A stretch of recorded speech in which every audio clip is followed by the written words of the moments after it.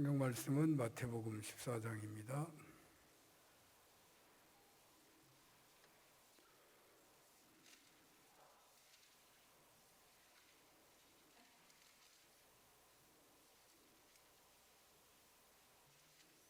마태복음 14장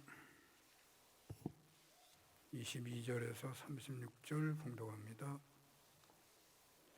예수께서 즉시 제자들을 재촉하사 자기가 무리를 보내는 동안에 배를 타고 앞서 건너편으로 가게 하시고 무리를 보내신 후에 기도하러 따로 산에 올라가시니라. 저물매 거기 혼자 계시더니 배가 이미 육지에서 술이나 떠나서 바람이 거스름으로 물결에 놓어 말미암아 고난을 당하더라.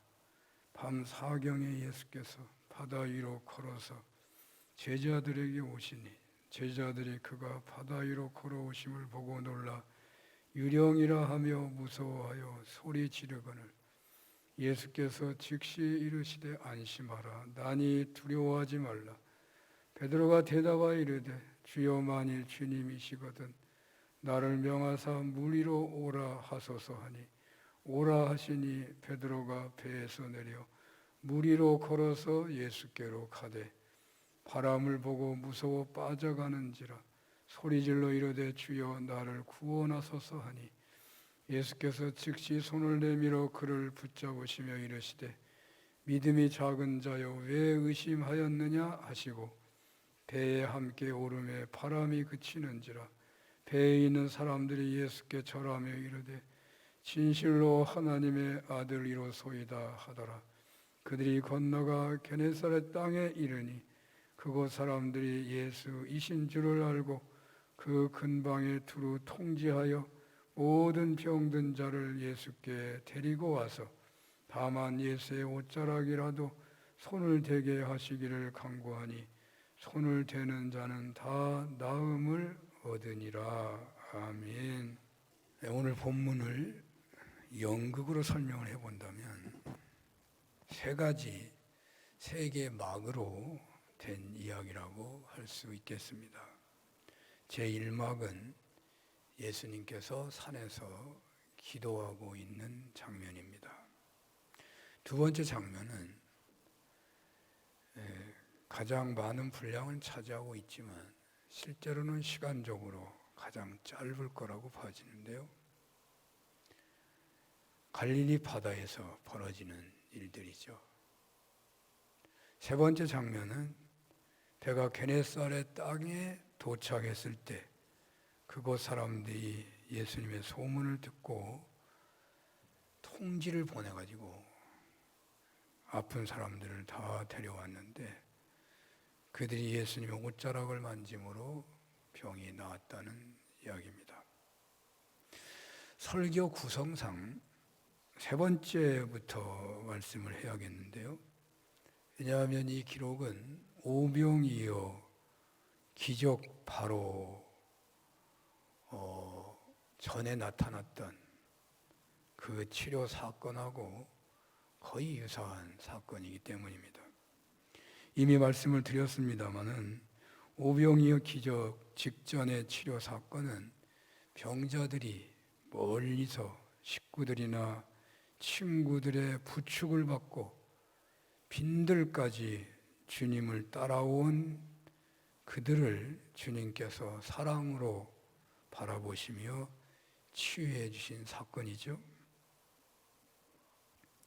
세례 요한의 죽음의 소식을 들으시고 예수님은 한적한 곳에 가셔서 기도하기를 원하셨죠. 그래서 빈들로 가셨는데 사람들이 너무 많이 몰려들어서 너무 사람들이 많이 오니까 기도도 못하시고 그것까지 따라온 무리들을 불쌍히 여겨 한 사람도 뿌리치지 않으시고 치료해 주셨다는 그런 이야기가 있었죠. 예수님은 십자가에서 모든 인류를 위해서 특히 소외되고 헐벗고 병들어서 인간 대접을 받지 못하는 그들을 위해서 대속적으로 죽으실 것을 결심하시고 그 십자가의 죽으심이 세례 요한의 죽음같이 억울하고 비참하고 조롱당하고 극심한 고통을 겪어야 할 죽음인 것을 아셨기에 기도하지 않고는 견딜 수 없는 심정이었을 것입니다. 이런 심정으로 바로 이런 이유로 기도하시고자 한적한 곳을 찾았는데 바로 그 불쌍한 무리들이 주님을 빈들까지 따라온 거거든요. 십자가를 대신 지실 각오를 하고 있는 그런 마음으로 그들을 바라볼 때 그들에 대한 긍휼과 사랑이 더욱 불타게 되었을 것으로 생각합니다. 바로 그 예수님의 사랑이 복음서에 나타난 많은 기록 중에서 가장 큰 치료의 기적을 만들어낸 것이 아니냐 하는 생각이 듭니다. 십자가를 대신 지시고자 하시는 그 사랑이 그들을 낫게 하신 것이죠.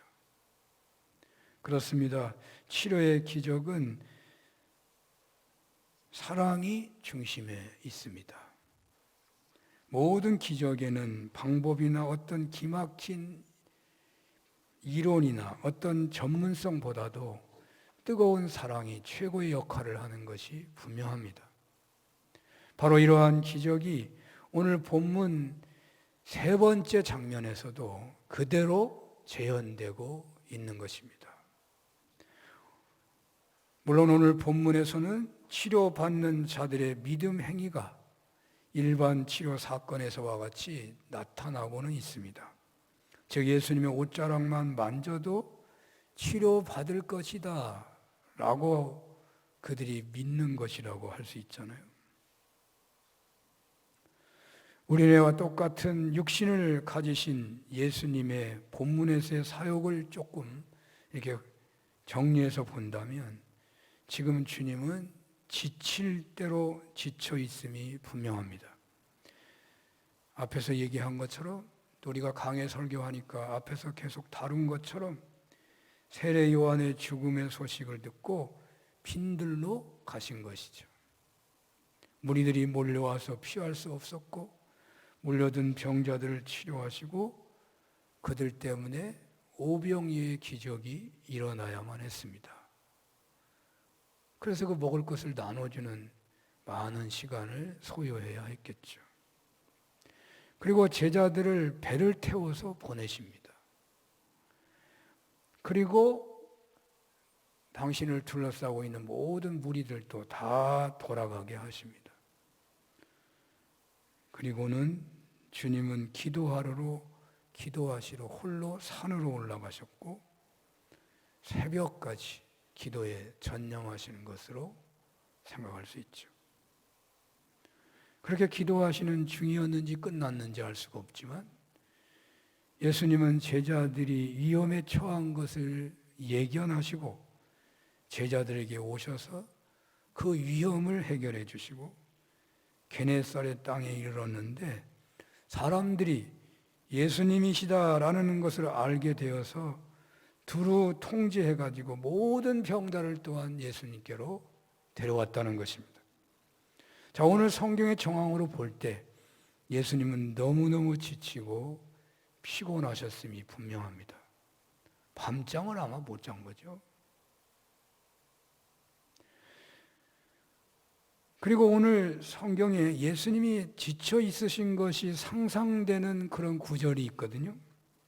그것은 주님께로 몰려든 무리들을 직접 치료하신 것이 아니고 무리들이 예수님의 옷가에라도 손을 대기를 강구하는 내용이 있습니다. 지치신 예수님께서는 손을 내밀 수가 없었습니다. 말을 할 수도 없었습니다. 그리고 사람들이 너무 많이 몰려있기도 해서 옷가지에 손을 대게 하여 치료하게 하시는 기적을 드러내신 것으로 성경은 말하고 있잖아요. 이런 상황을 상상해 볼 때에 그 무리들에게 예수님은 어떤 모습으로 비쳤을까요? 그렇게 피곤하셨음에도 불구하고 그 무리들을 섬기신 그 예수님은 바로 우리들에게도 같은 모습으로 함께 하시는 분이시죠. 지시실 대로 지치신 예수님, 예수님께서는 그들에게 옷가지를 손을 대도록 허락하셨고, 그렇게 옷가지에 손을 댄 사람들을 치료하셨던 예수님은 과연 그네들에게 어떤 모습이었을까요? 여기 예수님의 모습은 지극히 사랑하는 모습입니다. 예수님의 우리에 대한 사랑은 예수님 당신께서 너무 지쳐서 손을 못 쓰시지만 내 옷가지라도 만지라고 허락하시는 한없으신 사랑이셨습니다. 어린 자녀가 오래도록 아프면 어머니의 심정은 내가 대신이라도 아팠으면 좋겠다고 하시며 부르짖어 기도하시죠. 바로 그 어머니의 마음처럼 주님은 그들을 사랑하셨고 바로 그 사랑 그대로 여러분들을 또한 사랑하시는 줄로 믿습니다. 우리가 죄인 되었을 때에 십자가의 죽으심으로 우리를 향하신 그 사랑을 확실히 보여주셨습니다. 우리가 보기에 좋았을 때 사랑한 게 아니고, 우리가 좋은 일 할 때 사랑한 게 아니고, 우리가 남들 보기에 멋질 때 사랑한 게 아니고, 사람들은 우리를 완전히 버려버리고 인간 취급도 안 하고 그런 죄인 되었을 때에도 불구하고 주님은 우리를 그렇게 사랑하셨다는 거예요. 우리가 병들었을 때에는 대신이라도 아파해 주시는 그런 사랑으로 살피시고 계시는 예수님이시죠. 우리가 환난을 당하고 있을 때는 지체 없이 달려오셔서 그 환난을 이겨내도록 도우시는 분이시죠. 여기 제자들이 풍랑을 만나서 죽게 된 상황이 있을 때에 주님께서는 아주 특별하신 모습으로 갈릴리 호수를 걸어서 말이죠, 나타나시기까지 하시면서 제자들에게 오셔서 그들을 구해 주셨습니다. 주님은 그런 기적을 보이기를 원하시는 분이 아니십니다. 왜? 그거 보인다고 제자들에게 도움되는 게 아니거든요. 제자들을 살리시려고 바다 위를 거는 모습을 보일 수밖에 없었어요. 한 어머니가 이제 조금씩 걷는 아이를 데리고 공원을 나갔습니다. 공원에서 오랜만에 친한 친구를 만났습니다. 그래서 그 친구와 이야기를 하는데 어떻습니까? 아기가 넘어지든 코가 깨지든 자신의 기분을 위해서 친구하고만 얘기하는 어머니가 있을까요? 그 어머니의 눈은 이야기를 하고 있는 중에도 아이에게서 떨어지지가 않을 것입니다. 친구가 오해한다고 하더라도. 예수님께서는 산기들을 하고 있었습니다. 제자들은 배를 타고 갔습니다. 주님은 기도하시는 중에 제자들의 위험을 예감하신 거죠. 예지하신 거죠. 풍랑을 맞아서 위태한 지경에 있을 때 주님은 즉각 그들에게도 가셨고 그들은 주님을 만나서 그 위기에서 벗어나게 되는 것을 볼 수가 있는 것입니다. 예수님께서는 이렇게 여러분들을 사랑하십니다. 주님께서는 이 시간 우리들에게 바로 이런 사랑을 알기를 원하십니다. 연인들이 상대의 사랑을 느낄 때 그 삶은 신바람이 나고 고생도 고생이 되지 않는 것이죠. 남편은 아내의 사랑을 받을 때 담대해지는 것입니다. 아내는 남편의 사랑을 받을 때 더욱 아름다워지는 것입니다. 하나님 우편에 계시면서 우리를 위해 중보기도 해주시고 성령을 보내셔서 도우시는 그 예수님의 사랑을 기억하며 믿으며 받아들이며 누리며 사시기를 바랍니다.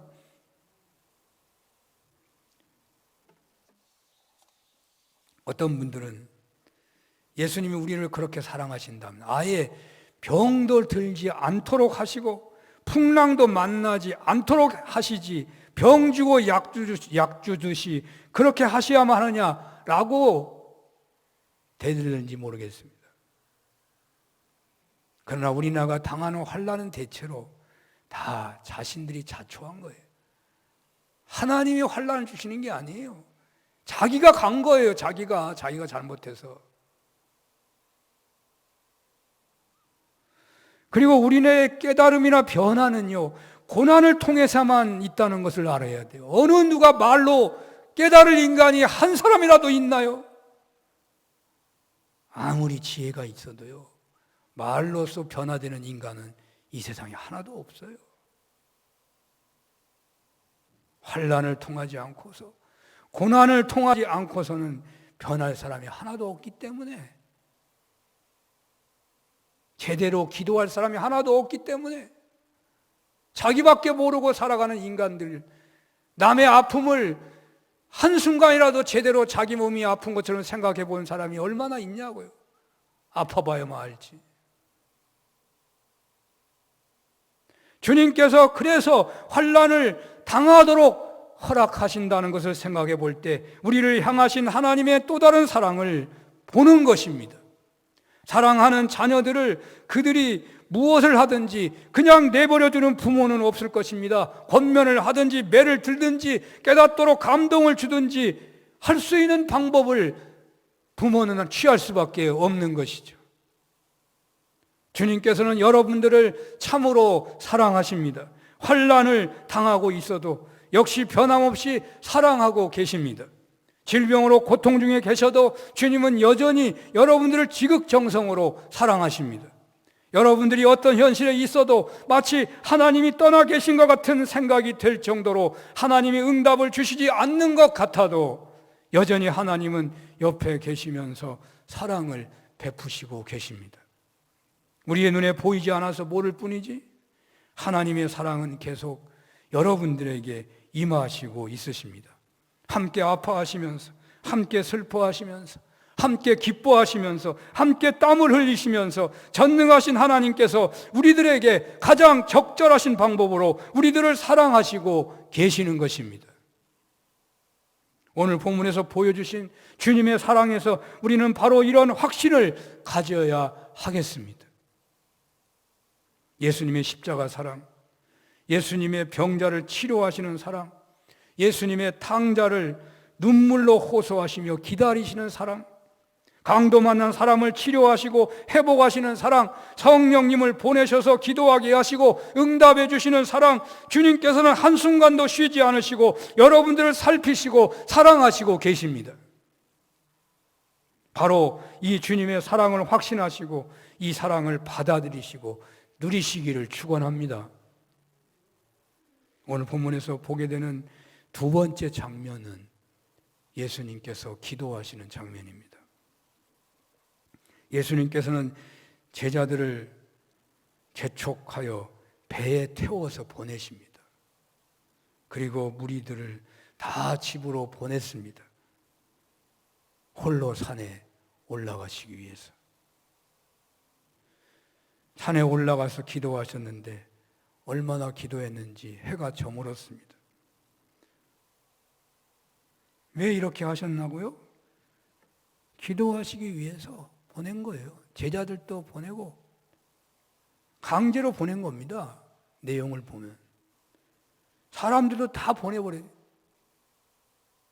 홀로 산에 가셔서 기도해야만 했던 것이죠. 오병이의 기록을 하고 있는 요한복음서에 의하면 요한복음서 6장 15절인데요. 그러므로 예수께서 그들이 와서 자기를 억지로 붙들어 임금으로 삼으려는 줄 아시고 다시 혼자 산으로 떠나가시니라. 예수님께서는 큰 기적으로 수많은 군중들에게서 왕으로 떠받듦을 받게 되는 상황에서 기도하시고자 산으로 가시려고 했던 거예요. 구약시대에 다윗 왕과 같은 메시아이기를 원하는 무리들의 요구를 피하여 기도하시고자 하신 거예요. 이스라엘 사람들은 메시아가 다윗 왕과 같이 오신다고 했거든요.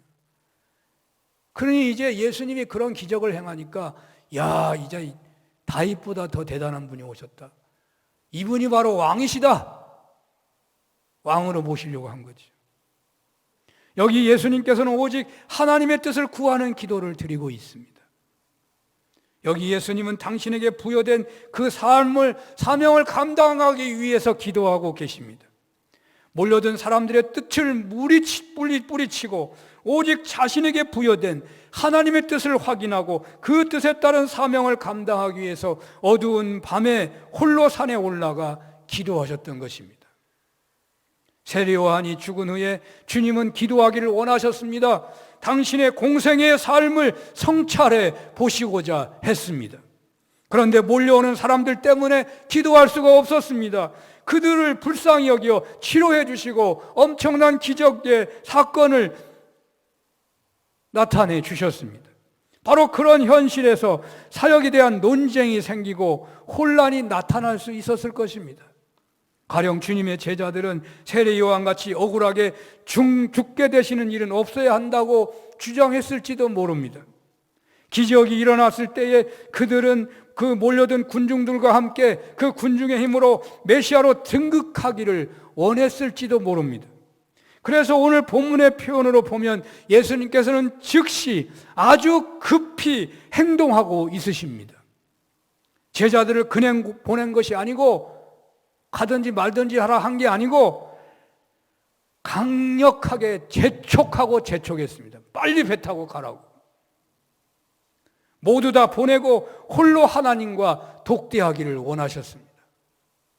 사랑하는 여러분, 여러분들은 지금 걷고 있는 그 길이 지금 여러분들이 신앙생활하고 있는 그 신앙생활의 수준이 주님이 원하시는 길이라고 믿어지십니까?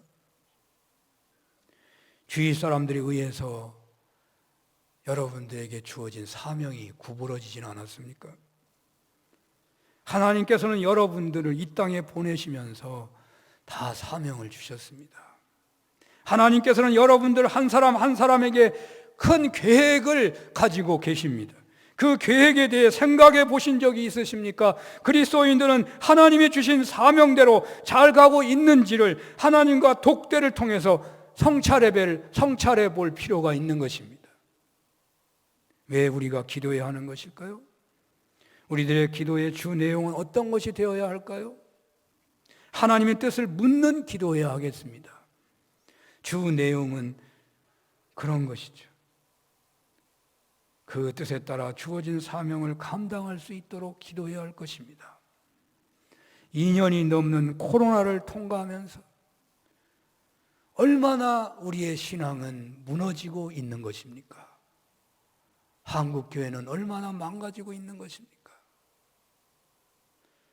이제 새롭게 하나님 앞에서 자신의 신앙인으로서의 사명이나 계획을 돌아보며 주님께 기도해야 할 시간이 필요하지 않겠습니까?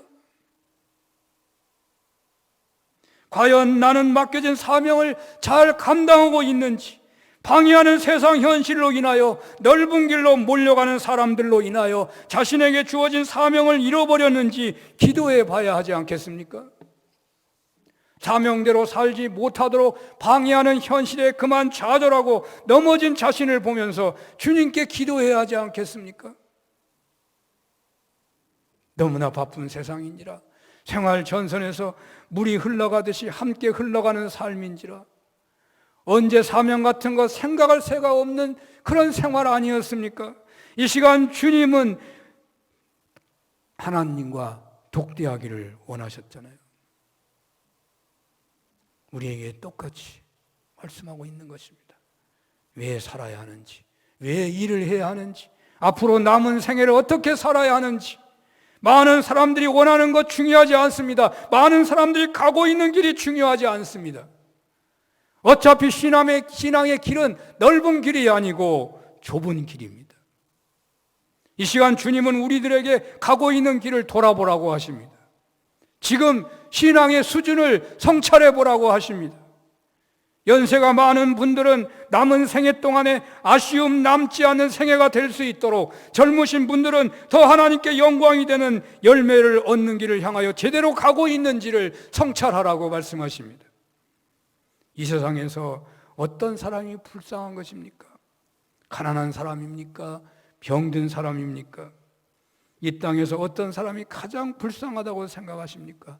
집이 없는 사람입니까? 일이 없는 사람입니까? 가장 불행한 사람은 사명이 없는 사람입니다. 왜 살아야 하는지를 모르는 사람입니다.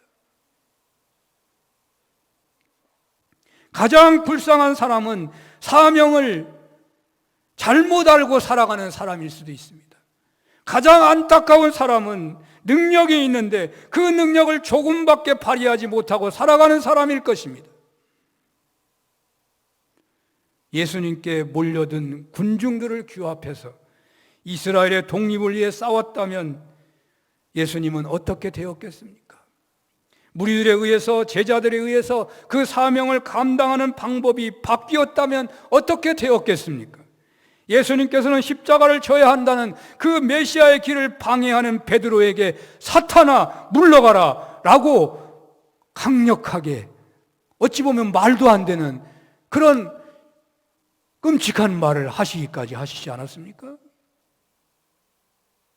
이 시간 주님은 자신들에게 부여된 사명을 놓고서 주님과 독대하시는 여러분들 되시기를 원하십니다.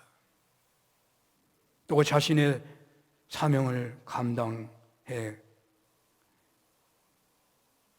주님은 또 사명을 감당해 가시는데 세상의 힘으로 그 뜻을 관철하라고 하지 않으셨거든요.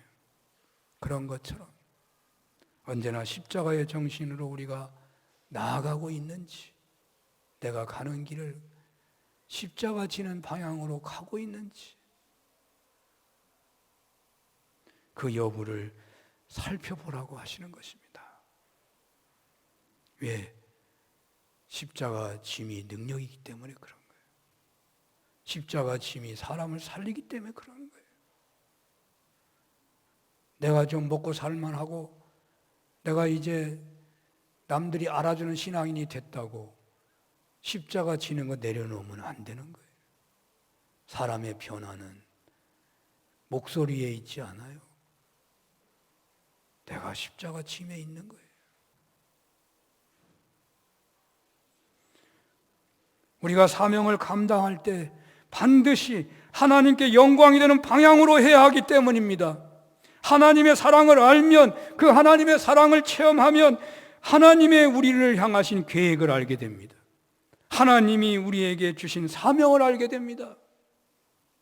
그 사명대로 제대로 살고 있는지, 그 사명을 잘 감당하고 있는지, 주님은 오늘 우리들에게 독대의 기도를 말씀하고 있습니다. 코로나를 넘어서고 있는 부활의 계절에 자신의 신앙 상태를 성찰하면서 주님께 기도하시는 기회를 붙잡으시기를 바랍니다. 세 번째 장면은 예수님께서 물 위로 걸어오시는 장면입니다. 갈릴리 호수는 풍랑으로 유명합니다. 해저 200m로 산 위에서 바람이 불면 호수의 물이 크게 요동하게 되어 있습니다. 결국 제자들은 풍랑을 만났고 그 위험한 현장에서 주님을 만나 구원을 받죠. 그런 와중에 베드로는 물 위를 걷다가 빠져들고 역시 주님의 도움으로 구원을 받습니다. 이러한 제자들의 갈릴리 바다 항해는 인생으로 비교하기에 적절할 것 같습니다. 주님께로부터 부여받은 사명을 감당하기 위해 가고 있는 백길인 것이죠. 잔잔할 때도 있고 약간씩 흔들릴 때도 있고 심하게 폭풍을 맞이할 때도 있는데 우리네 인생도 그렇다는 것입니다. 누구나 똑같아요. 정도의 차이만 있는 것이죠. 오늘 본문에서 우리는 사명을 품은 인생이라는 항해를 하는 신앙인들로서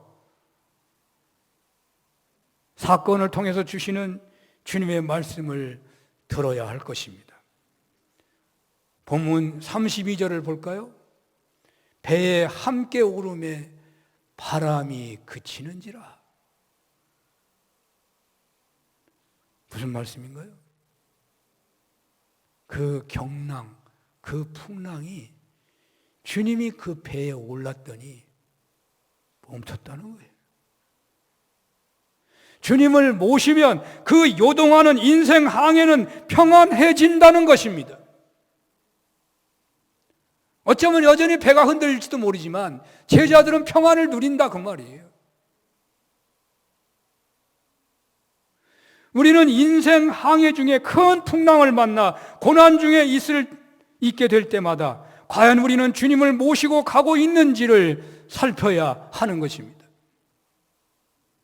내가 두려워하고 있다면 그 자리에 주님 안 계신 거예요. 주님 모신 배는 두려운 항해가 아니라 평안한 항해가 되는 것입니다.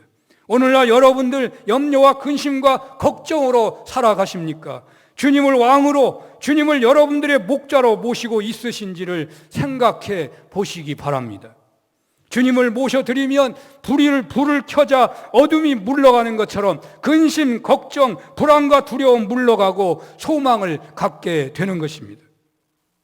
주님 없이는 한순간도 살 수 없다는 고백으로 주님을 목자로 보시고 주님을 경배하시기 바랍니다.